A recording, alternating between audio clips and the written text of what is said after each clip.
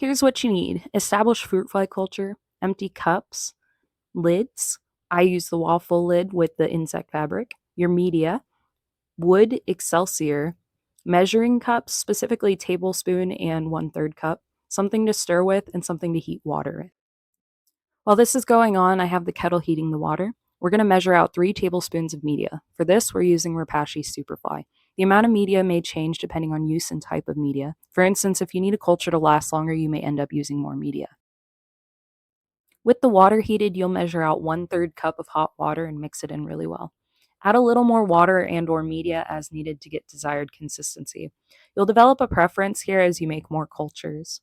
You want to make sure it's not too dry, but you don't want it soupy either. Think more like instant mashed potatoes. After this is mixed, we'll leave it to cool down to room temperature. Make sure wild fruit flies can't get into your culture during this part. I leave mine in the microwave while they cool down.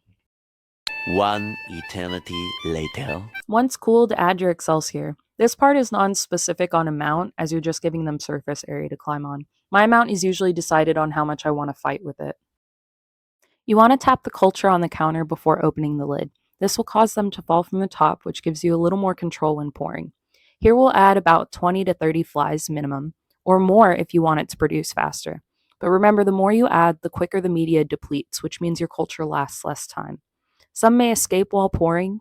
You can solve this either by smushing them or pouring inside a bin or tub where you can control the escapees and return them to a culture. Last but not least, we label the cultures with the date they were made so you can keep track of how long they will produce for and know when to make your next ones, and also typically what type or species fruit fly you use. This is important depending on what you're feeding them to. For this video, we've used melanogasters. Thanks for watching. Repteacher.